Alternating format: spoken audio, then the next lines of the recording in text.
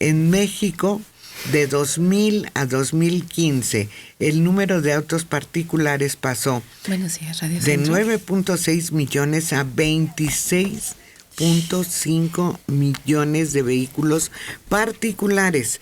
Esto lo ha convertido en el país donde los ciudadanos tienen la peor experiencia a la hora de transportarse, según el índice de tráfico TomTom y otro índice que mide Commuter Pain Index, y datos del Instituto de Políticas para el Transporte y el Desarrollo en México. Hay ciudades que han empezado a destruir la gran infraestructura diseñada alrededor del automóvil. San Francisco y Seúl llegaron a la conclusión que esas estructuras generan tráfico inducido en lugar de resolver el problema base. Pero en México es lo más complejo a lo cual se puede enfrentar el ciudadano. Hace falta empezar de cero y regresar a los inicios para resolverlo. Rescatar y mejorar la conectividad entre un punto y otro es sumamente difícil y no ha habido gobierno en los últimos sexenios que pueda lograrlo. Yo me acuerdo de los primeros automóviles. Me acuerdo no por haberlo visto, sino por fotos, de que el primer automóvil iba por la calle e iba alguien adelante con una bandera señalando peligro. Y eso es 1880 y tantos, no 90. Bueno, a los años 50 yo creo que era el número ideal de vehículos para esta ciudad. Mi familia y yo vivíamos en el centro y nunca sufrimos en ese. Si acaso en Navidad aumentaba ligeramente el número de vehículos. Pero un poquito más tarde recuerdo el escándalo que se hacía en los medios. Ya vamos a llegar en automóviles a casi 4 millones en esta ciudad. ¿Cómo pueden transitar 4 millones de vehículos en esta ciudad? Era era la nota de 8 columnas en los diarios. Bueno, también el número de habitantes. También, sí. El número de habitantes se vivía en una ciudad sin contaminación. Desde luego no tenían los servicios que se tienen actualmente, pero no había mayores problemas. No, y había unas líneas de camiones excelentes. El circuito. Que nunca han recuperado. Estas líneas de gran alcance, pues podía uno llegar a donde sea. Por 30 centavos que llegaba uno a Coyoacán tranquilamente. Desde cualquier punto. Desde cualquier punto. Sí, porque acuérdate, bueno, ustedes si lo recuerdan, quizá ninguna de ellas, pero había el circuito Colonias que le daba la vuelta a la ciudad. Así es. No, y había de segunda para el que era codo, y se costaba 20 centavos. Pero tenía uno que ir parado porque todos los asientos estaban pegados a la pared del vehículo, pared interior. Entonces no había asientos individuales. No. Y estaba lleno de tubos para agarrarse y se llenaba el camión, iba lleno. Y cuando se llenaba te dejaban subir por atrás. Sí. Y había planillas para el tren, para los camiones, creo que costaban 12 centavos. No, pues era una ciudad distinta. Zócalo, las acacias y anexas, ¿en dónde se ve esta? Hombre. En esquina baja. En esquina baja. Y hay lugar para dos. Era tan útil y tan práctico que le daban boleto y pasaba a alguien que le metía un pellizquito al boleto para confirmar que le habían dado un inspector. Podía o no subir un inspector y tú tenías que tener tu boleto listo para. Ahora, antes de eso tenían las máquinas tragamonedas y ya con eso pasabas, no te daban boleto. A mí no me tocó eso. Eran unas cosas, cilindros redondos. Y pasaba uno, pero había un Yo me acuerdo tornillo. de eso, pero ya en la ruta 100. No, eso ¿Fue es mucho anterior? anterior, sí.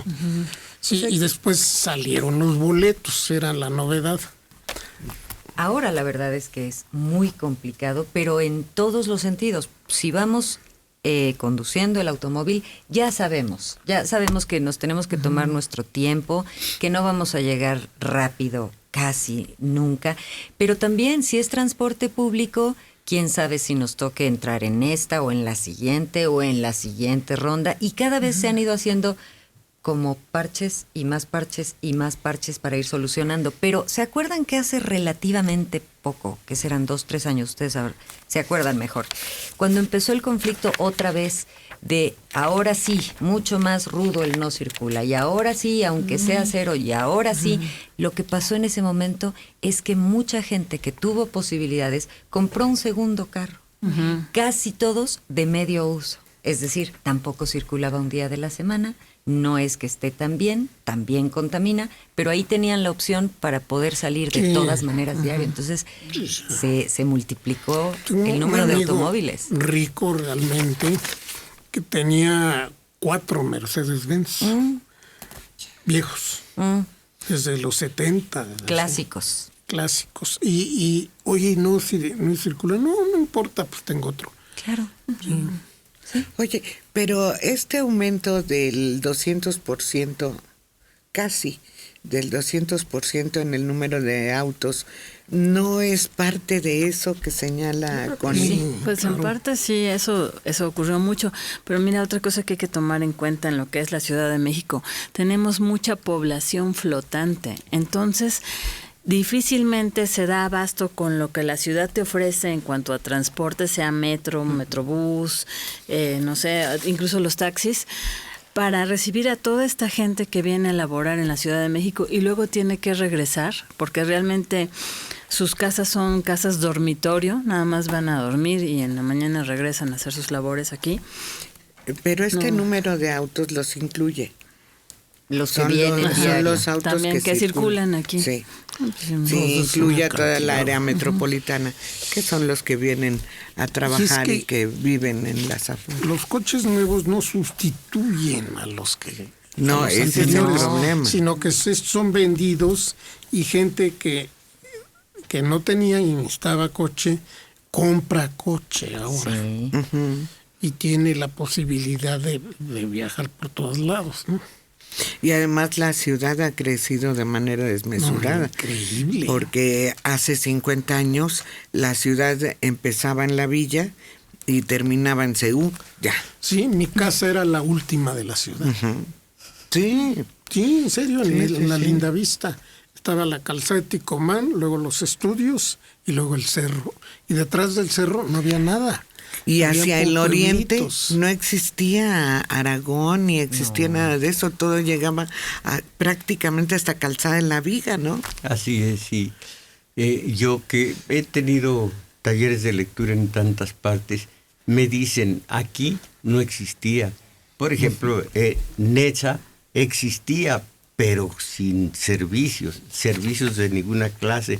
Hay un par de libros en donde los mismos fundadores escribieron toda la odisea que significó hacer Ciudad Nezahualcóyotl, que después se llenó de gente, pero muchísimo. ¿Se acuerda, Tomás, qué serían los años 70 cuando anunciaron así en 8 columnas Nezahualcóyotl llegó al 1,000,000 de habitantes? Pero es que es un lugar lleno de gente y por aquella época en distintos lugares, ¿cómo se llama? Una colonia, una colonia que estaba cerca del Distrito Federal, pero todavía no pertenecía a ella, Ixtapaluca y puntos circunvecinos eran como los terrenos de clavillazo fuera de la ciudad, sí. ya están dentro de ello, en donde los vendía baratos. Otro lugar, no me acuerdo cómo se llama, era muy barato porque era puro paracaidismo. Sí, estaba lejísimos del centro. Yo recuerdo cuando empezó a surgir Ciudad Neza, porque había un fraccionamiento que era Aurora. Ah, sí. Sí, sí. Y tenían un perico que decía Aurora, Aurora, Aurora. Y era el anuncio de compro y sus terrenos en Aurora. Que Nuevo llegabas por el fraccionamiento. calzada Ignacio Zaragoza. Sí. El perico no lo hacía tan feo. Alma Gómez Espinosa de Tlalpan, 60 años. Los pobladores de Neza decían: Aurora, Aurora, donde la vida mejora y donde nace un niño cada hora. Fue en esos terrenos donde se adiestró a los halcones Rosal, ¿cómo se llamaba? Alfonso Corona del Corona. Rosal. Fue por aquellos lugares. Y cuando ocurrió lo del 1971, de un día para otro se suprimió, se borró, no hubo rastro alguno de los halcones por allá y ya se pobló todo aquellos lugares. Era una Ixtapaluca. empresa de limpieza muy efectiva. Sí, así fue. Como también dicen que al siguiente día de lo de Tlatelolco, al siguiente día prácticamente ya estaba limpiecita la explanada de Tlatelolco. Sí. Yo recuerdo haber pasado por ahí a las 7:30 de la mañana que iba a trabajar y no se permitía el paso, quién sabe cómo estaba, pero estaba rodeado todavía por policías. No, me tocaron balazos todavía como a las 10 de la mañana. Bueno, a mí, yo te digo, yo pasé a las 7:30 para ir a la escuela donde trabajaba y sí estaba resguardada, totalmente, pero yo no lo escuché. Yo pasé por pero estaba la resguardada. calle a diagonal, la que cruza el Eje central, eje. No era eje central. no es la única. La que da Tlatelolco, tienes razón, sí era eje central. Sí, pero todavía había tiros. No, yo no los oí a las 7:30 ya. Años después se entrevistó al general Toledo y dijo esta maravilla: señores, en Tlatelolco no hubo un solo difunto, no hubo una sola víctima. Todo estuvo limpio. Sí, pero ese mismo día, pues acuérdate del por qué, luego del por eso. Entonces era el Sacaba por esto. las fotos de los muertos que dejaban en la tercera delegación, que estaba ya a la vuelta en Guerrero, Era la quinta. la quinta. Y estaban los cadáveres amontonados, no había duda. Sí, era la quinta, la que estaba en Héroes y casi Mosqueta, casi llegando a Mosqueta.